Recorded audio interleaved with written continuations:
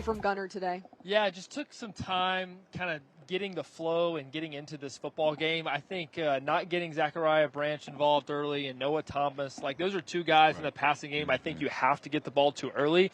It just never really felt like the passing game got off the ground. So, yeah, just one of Gunner's great, best game. Obviously expecting big things from him if he has to play next week. And this is really one of the first times, he's gone toe-to-toe with another very good quarterback and didn't seem to win that battle. Sure. And Rennie, on the other side of the ball, Georgia Tech's defense, what were they able to do today to maybe slow things on Georgia's half? Yeah, I think definitely that early interception really made a huge difference, just giving them that momentum, giving them that confidence. And then throughout the game, I saw many times where Georgia was just one person away from it really exploding. It could have easily gotten out of hand, but they were able to do just enough to keep themselves in the game, even though the offense, Haynes King did not do a great job of capitalizing on those things. Yep. But at the same time, I saw their linebackers flowing, making plays, in the open field at times. So they showed some glimpses of some good things, but overall they just weren't able to contain the Bulldogs. We still have full team coverage for you. Let's check in with Atlanta News First sports reporters Avery Braxton and Kinsey Lee, who spent time with the Georgia and Georgia Tech football players. And Avery, it kind of seems like the Georgia players might be one of us enjoying some football games this weekend.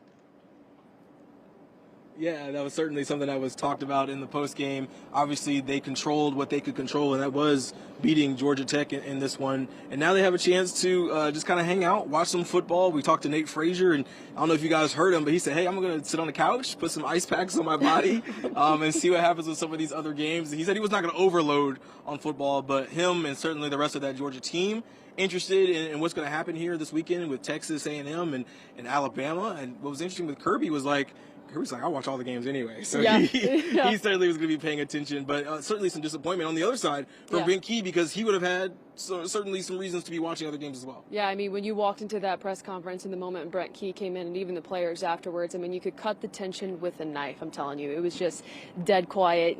Key was asked, what he saw from this game today, and he pretty much just said, I wasn't pleased with anything. He said, what do you do? They asked, what do you do after this now? He said, you just got to keep recruiting, keep going.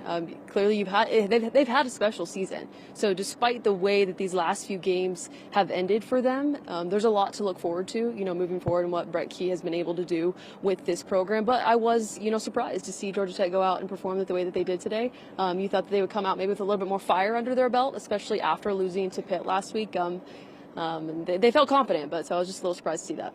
Both teams will still certainly have some stuff to watch. Georgia Tech can still get into the ACC championship game. That does not play a part on this one, and so does Georgia, obviously looking ahead to next weekend as well, and whether or not they'll be playing here in Mercedes-Benz Stadium or taking some time off and waiting for the college football playoff.